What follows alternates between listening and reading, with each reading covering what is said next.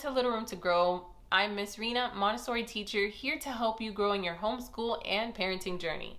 So I'm going to share with you some effective ways on how to choose the right kinds of toys for your child's play space so they play more while you meet their developmental needs too. So I'm going to share with you how simplifying the play space makes a huge difference in how much your child plays, how to identify your child's interest, how to choose age-appropriate toys for your child, and what you should look out for when observing your child through play. So before I get into it, be sure to give this video a thumbs up if you find some value in it. Hit that subscribe button if you haven't already, so that way you can continue to get more insight like this on a weekly. Now, if you're seeking to create a play space with purpose and that is Montessori inspired for your child's playroom or your homeschool area, be sure to check out the course link below called Create a Play and Learn Space for babies all the way up to preschoolers. In the course, you're going to find a 5-step guide that's going to walk you through creating the space from start to finish. So be sure to check that out. So when it comes down to choosing the right kinds of toys for your child's play space, it really does make a difference in how much your child is learning at home. That is like a 2-in-1, right? The more your child plays, the more they are entertained, and the more you don't feel guilty about them being on a tablet. And on top of that, the more they learn.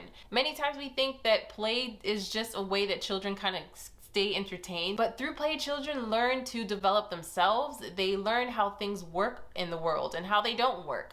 And as a teacher, I find that the more children play at home, the more they build concentration, they develop fine and gross motor skills, you know, putting things together or jumping around.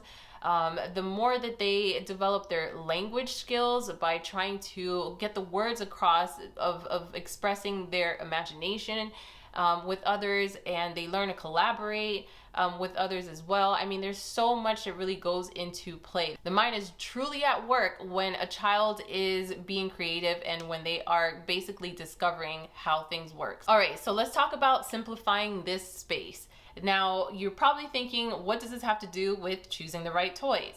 Well, before you choose the right toys, sometimes it's good to look at what you already have to work with. Oftentimes, play spaces are super cluttered, and that is one of the reasons why children won't play in the play spaces, because they may feel overwhelmed. They don't see necessarily their options, right? Or they forget that they have things. So if you simplify your child's play space, you will be creating this opportunity for your child to sort of have like a recharge and to see their space in a new way, and to possibly play with things that they forgot that they had, or to play with things in a new way. To get more in depth on what I'm talking about here, check out the video link below where I previously talked about how to basically simplify your child's play space and why. So again, the reason why I mentioned this before choosing the right kinds of toys is, like I said, it really comes down to looking at what you have to work with first, weeding out what your child doesn't play with, and then starting from there. And in a way, it's going to help you save money too. Why go out and spend money in getting new things or creating new things for your child when they may actually play with what they have already available to them? It's just a matter of setting it up in a way that they can see their options and they would feel inspired and called to the play shelf to choose whatever it is that they want to play with. All right, so remember to check out that link so you can learn more about simplifying your child's play space. So now let's talk about identifying your child's interest. What I mean is that you're going to look out for things that your child is into. If your child is into dinosaurs, cars, if they love to play house, whatever it is that calls to them, you want to make sure that you have some of those things available on the play shelf, because that is just an easy way for your child to feel inspired to play.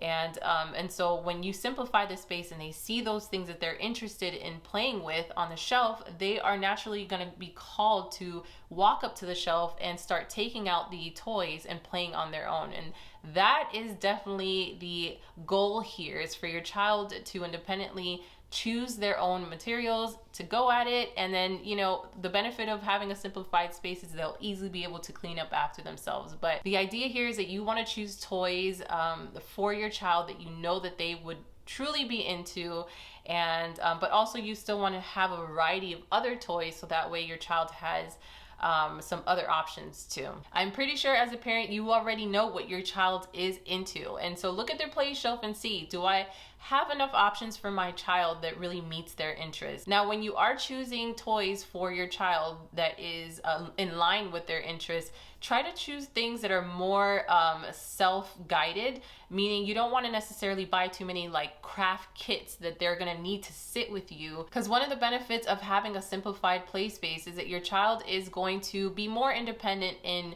choosing what it is that they want to play with and choosing when they want to go and play. And so you don't want your child to be dependent on you so that they can find their creativity, right? You want for them to just go at it on their own. Now, providing age-appropriate toys is a huge factor in choosing the right kinds of toys for your child's play space.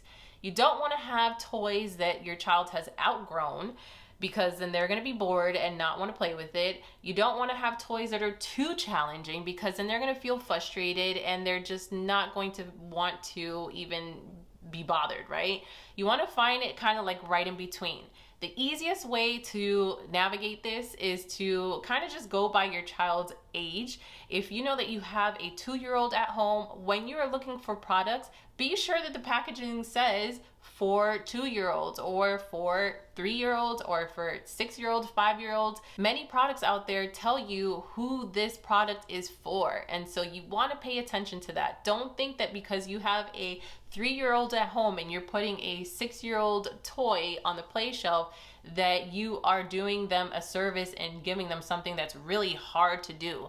You don't want that. You want for your child to feel challenged, right? But you don't want them to feel like this thing is super hard for them and that they can't accomplish it. So it's really important that you look out for toys that is age appropriate, and that is going to make a huge difference in how much your child engages in the space and how much they learn through their play experiences. And now, observing your child through play. So parents are definitely much more in tune with their child than teachers are, right? And especially if you are your child's teacher at home, you are constantly observing your child, whether you realize it or not. Observation is a huge part in a Montessori teacher's role. And that's also how we learn how to guide a child. And parenting is pretty much the same thing, right? You want to observe your child during play because you want to see how your child is using the space,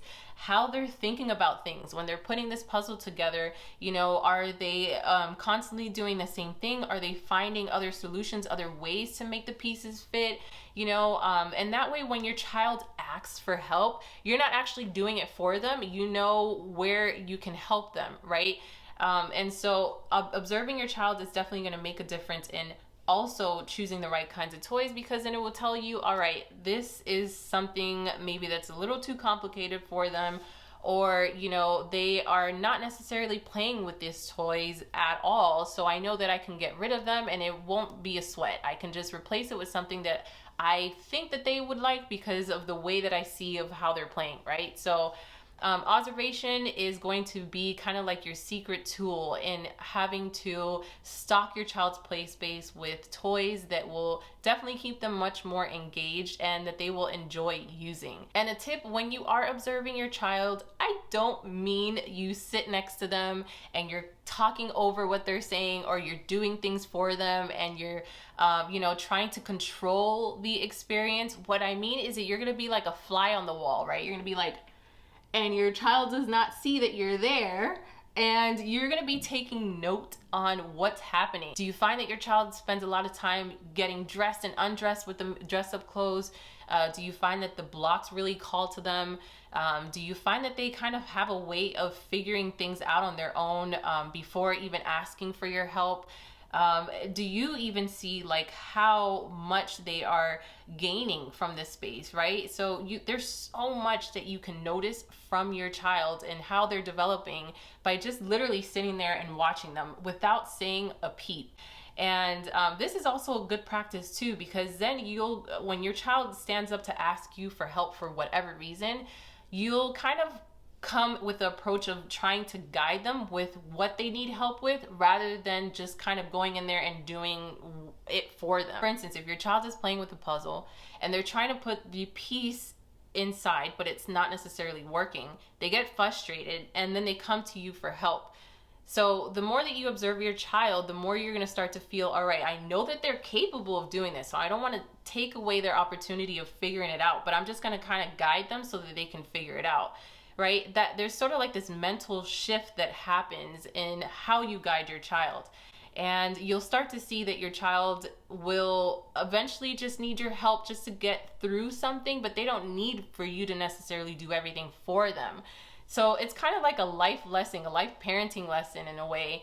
And this helps definitely for homeschoolers. If you are your child's teacher, this lesson goes into everything that you do in your homeschool environment. So observing your child through play is going to help you identify the right kinds of materials and tools that you are going to need in the space, because you are going to start to see what is working, what is not working, what you should change, what you shouldn't change. And ultimately it comes down to how you manage the play space that will help your child play more. So remember, when you're trying to choose the right kinds of toys for your child's play space, first, you want to simplify the space and see what you got to work with. Then you're going to try to identify your child's interests to see what it is that they are into. Have some of those options on the play shelf available, along with a variety of other things. Make sure you have age-appropriate toys on the shelf so your child feels inspired to play, not bored or frustrated. And you're going to make out time to observe your child during play so you know what kind of adjustments you need to make in the space and what kinds of toys you're going to look out for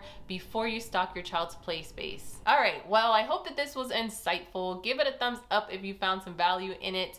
Be sure to check out that eCourse link, Create a Play and Learn Space for your baby, all the way up to your preschooler. And make sure to check out the video on how to keep your child's play space organized. Thank you again for tuning in, and I will see you on the next one. Bye.